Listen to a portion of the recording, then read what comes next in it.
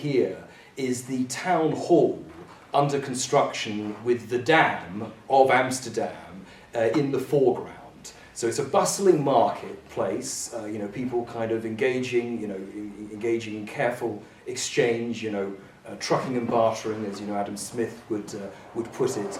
And there in the background, you can see this construction of the town hall, which will be where the governance is taking place. And what I liked about it is that really it kind of summarised one, perhaps not the only, but perhaps one of the underlying themes that I was trying to get across in the book, which is that you need a vibrant market society to be in operation in order to have an effective and stable democratic society.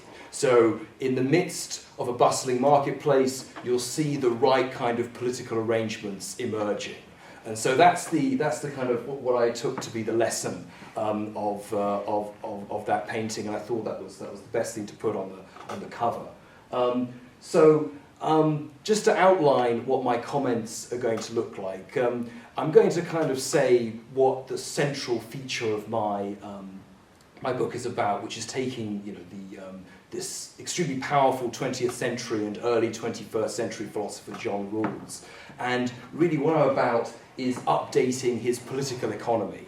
I actually do very little in the book to really challenge his underlying moral theory. There are reasons why we might challenge it. There are also multiple reasons why you might justify it. That's one reason why Rawls is very popular, that he said, look, you don't have to follow my logic all the way through. If you can find a way of getting to my particular conception of justice, or a closely related one, then you're okay. You're reasonable, as he was always very fond of saying.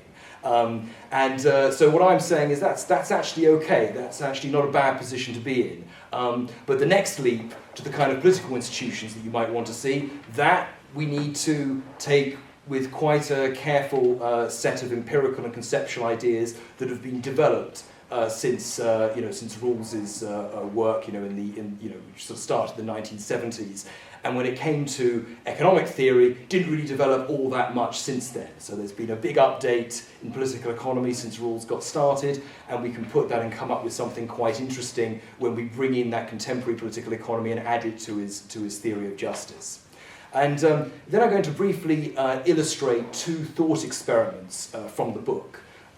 One that I've borrowed from something that's in sort of game theory more broadly, but it's a story by O. Henry called The Gift of the Magi, where I kind of introduce the importance of the knowledge problem, even to Rawlsian theory, which is something which is not accepted quite so readily. And then I'm going to kind of delve a little bit into another kind of thought experiment that I came up with myself, called Vicious Neighbourhood, where I kind of illustrate the challenge of opportunism, not just in market activity, which everyone would admit, people can behave badly in markets and civil society, but also in the political process. And in each case, I'm going to show the way that Rawls kind of needs a bit of updating, needs a bit of refining, and just a little bit of looking at political processes and market processes on a kind of even level. Okay, here we are. So let's have a little think about Rawls's principles of justice to begin with, and how that fits in with his political economy. So this is the best summary I can kind of come up with. He's got kind of three principles, but they're disguised as two. So the first one, commonly called the liberty principle, is that each person is to have an equal right to the most extensive total system of equal basic liberties, compatible with a similar system of liberty for all. And secondly, this is the second principle, social and economic inequalities are to be arranged so that they are both. First, to the greatest benefit of the least advantaged, consistent with the just savings principle. So he's already bringing in a little bit of economic theory and thinking about future generations there.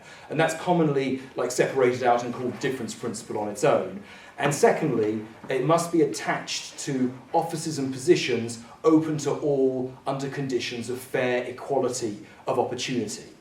So a real kind of classic statement of kind of sort of liberal values there, especially with this priority of liberty at the beginning. At this stage, it's not quite clear whether this is necessarily going to be a kind of right liberalism or a left liberalism or a kind of liberalism that can kind of combines the two. And in his early work, Rawls, appears to be kind of very much in the classical liberal tradition. And for a time, thinkers such as Hayek and Buchanan would have kind of seen Rawls as kind of working a little bit, working on a closely related project.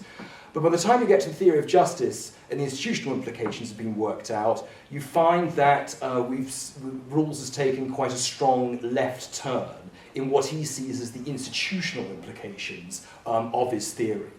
And that is that state socialism, by which he sort of means maybe a more idealized form of the Soviet Union, laissez-faire capitalism, maybe the sort of 19th century liberalism that many of us, have a kind of, a slight predilection for, and welfare state capitalism, all these are necessarily unjust. In fact, anything that comes under the label capitalism necessarily going to be unjust, according to his theory, despite putting so much emphasis on this liberty principle at the beginning.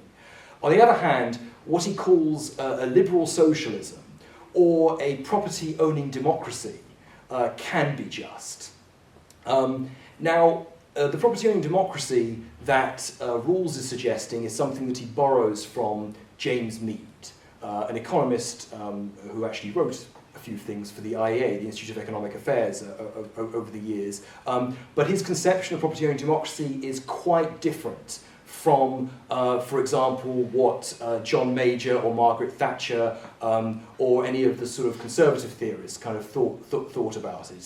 The version of property-owning democracy that Rawls has in mind is one that is quite radically distributive and redistributive, one that is going to involve the deliberate distribution of capital, so capital assets, not just income, and to ensure that it is distributed evenly and with the justification for very strong intervention. And liberal socialism is kind of similar, except rather than distributing it to people, it would be the idea that an awful lot of important means of production, key firms, that kind of thing, those should be held in public hands. And left-wing proponents of Rawlsianism are often quite easygoing with these kind of conceptions. They often think that these two are kind of compatible, that you can have a mix of liberal socialism and property-owning democracy, and that's the kind of way to go. And so critically, from my perspective, both of these regimes, or ideal-type regimes, grant expansive regulatory and distributive powers to public administrators.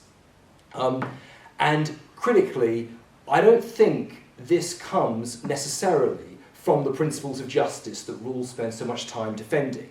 The justification for all this, for these positions, relies on the underlying theory of economic and political activity.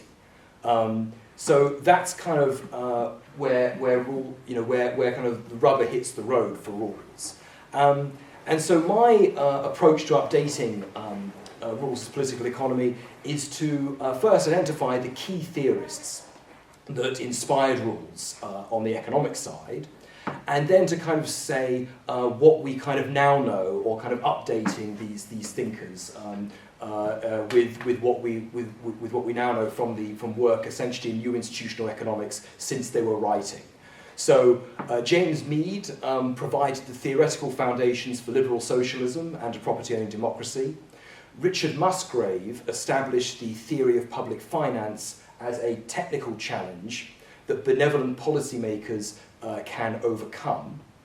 And Paul Samuelson popularized the model of the market economy as a competitive equilibrium where given prices allocate resources to their optimal use, presuming that people have sufficient individual incentives. So these are kind of the key aspects of what Rawls wants to defend. So there's a set of regimes, liberal socialism and property-owning democracy. There's a notion of what public administrators do, which is that they're kind of benevolent policymakers who just need to figure out where to apply state resources in the most valuable way. And then we've got Samuelson's conception of what the market economy is doing, which is you've got people who know everything about the way that about the right way of using resources. Everyone knows what's going on. The only question is finding the right incentive structure to make sure that those resources get moved so that they're used in a way that they can be productively applied. And so I replace, or rather, I kind of bring these ideas into dialogue with some more recent thinkers that we take to be very important in understanding the way that real existing liberal democratic societies work. We have James Buchanan, who through the Public Choice Research Programme established the public sector as a site of strategic action that parallels market activity. So the problem of opportunism in the public sphere is what he identified.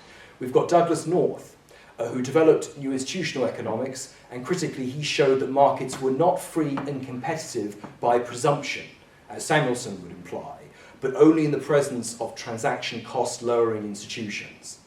And then we have F.A. Hayek, who showed that the key problem with socialist institutions was not incentive problems, but actually the knowledge problem regarding economic planning. And those are the key ideas that Rawls was occasionally challenged with, but basically kind of batted away rather than seriously engaging with. So thinking about where we would integrate these into the kind of Rawlsian architecture, this is like my summary. So Rawls is an ideal theorist. He says at various points that everyone is presumed to act justly and to do his part in upholding just institutions. Political economy, on the other hand, deals with problems and conflicts in social life, seeking to ameliorate them. And arguably, according to many philosophers, including some in the Rawlsian sphere, not relevant for setting normative goals. But on the other hand, ideal theorists often idealize inconsistently, presuming persistent market failure but arguing that policymakers can prevent parallel problems of government failure. And this is where the public choice critique that James Buchanan offered really comes in. So neoliberal social justice makes a two-pronged argument at kind of two levels of idealization. What it asks us to do is to recognize the Hayekian knowledge problem in economic activity in ideal theory. And at the lower level, it asks us to recognize a Buchananite incentive problem in political activity in non-ideal theory.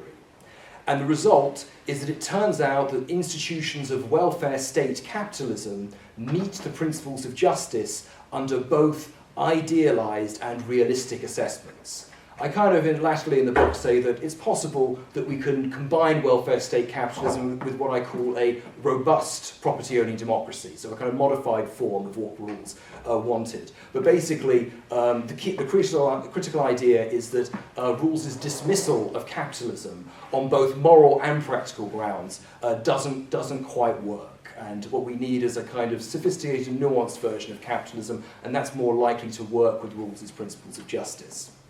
So, what is knowledge? Why is knowledge a problem in ideal theory? And the basic answer here is that even altruistic cooperators can fail to produce good outcomes when they are uncoordinated. And to do this, this is one of my early chapters, I have this little idea, a tale from O. Henry, the gift of the Magi. Okay, here we are. So, what happens here? We have Della and her partner James, and they love each other very much. But they are very, very impoverished. They don't have many resources at all. And Christmas is coming up, and they're trying to figure out what gifts to give to each other. Now, James has a treasured watch, and Della thinks, if I could find some way of finding a watch strap to go with this watch, that would be a really nice gift to give to James. And she realises that she's got a wonderful, fulsome head of hair, which she could shave, have cut off and sell to be sold and used to make a wig. So that would work really well, and it would be a really, really treasured possession. The sacrifice would be so great; it would just be so meaningful for an important gift for her partner. Now, at the same time, James is thinking, "Oh, I don't have anything that I can do apart from this wonderful watch that I have. But you know, I love Della's hair so much. I could buy a beautiful comb that would really go very well with Della's hair, and because they care both, they each care about the other more than themselves. That each one would really prefer to make that ultimate sacrifice, the only thing of value that they have available, and to give, in order to give a gift to the other. Now, the problem is that if both do this, we end up with a kind of an unfortunate situation where Della ends up with a comb for hair that she no longer has, and James is going to end up with a strap with a watch chain for a watch that he doesn't have. So in the sort of classic case, they end up in this sort of unfortunate position of this sort of 1-1 position in the bottom right-hand corner of this little coordination problem.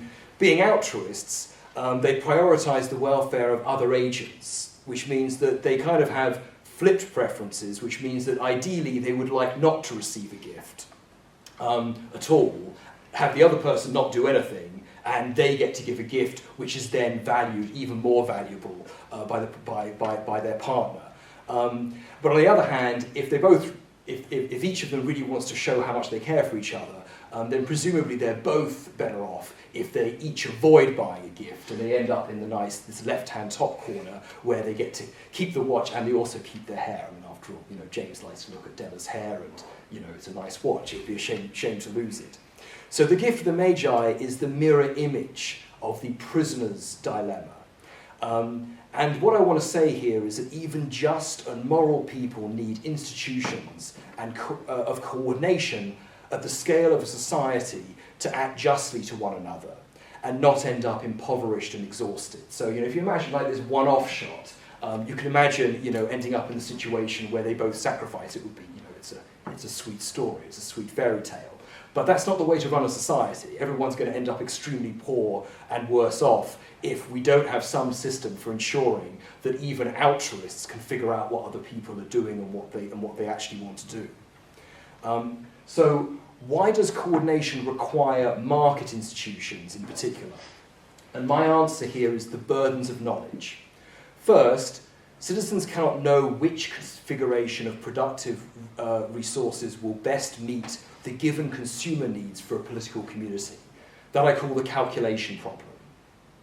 Second, citizens cannot know what productive resources are available for use and what potential uses for them exist in a political community. This I call the discovery problem, and it's something that sort of more contemporary figures like Don Lavoie and Pete Boettke kind of emphasise in their work. And thirdly, citizens cannot know the subjective costs and benefits of a decision as others experience them, the subjectivity problem. And this sort of really bites in this kind of altruist dilemma where really, even if you're trying to do good for people, you can't compare the good that you're trying to do for other people with the sacrifices that you can make, not directly, without having some kind of preference revelation system. And these burdens mean that there is no way to coordinate based on a single plan to produce widespread benefits. Society requires multiple, rival, competitive plans in order to discover through trial and error how best to serve one another. So that's the first thought experiment, and why we need to include Hayek even at the very heights of ideal theory. That's the basic idea there. So now let's get down a little bit closer to reality. Still pretty idealised, you'll see, but it's still just a model. But it helps think about problems that come up in the political sphere a little bit more often. Why are incentives a problem in non-ideal political processes? And my answer to this is fairness failure. Political processes can generate unjust outcomes, particularly when people fear being exploited. And critically, this applies even when dealing with externalities that markets theoretically, according to people like James Mead, Richard Musgrave and Paul Samuelson, theoretically fail to properly price. It actually turns out that once you have a non-ideal political process, sometimes markets are a fairly good, imperfect way of solving these kind of social problems as well. So here's vicious neighbourhood. So vicious neighbourhood's actually quite a nice place. It's a nice, friendly place generally, despite the name. But with some lovely families, but they just have a few minor nuisances associated with each other.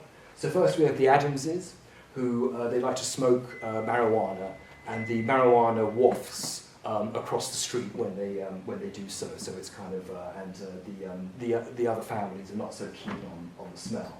The Browns, they like to have some wild hot tub parties. And when they do that, it's a cul-de-sac. People drive up there, and they kind of they take up all the space in the street while those parties are kind of happening, and it's a bit of annoying for the other neighbourhoods. And then we have the Cartwrights, who like to listen to loud metal music, and that's also audible across the street when they're doing so. So everyone's got along their own little dimension, their own little their own things that annoy their neighbours in some way. Critically, in terms of neighbourhood preferences, each care more about practising their own vice than prohibiting others' vices. They gain a lot more pleasure subjectively from being able to do their thing than the relatively minor nuisance that they get from their neighbours. But they do dislike them. On the whole, in an ideal world, they would rather not have to deal with those other vices, with those little nuisances. So in a political process, in a democratic setting, because we don't have any way of measuring the magnitude of these preferences, we just put things up for a vote.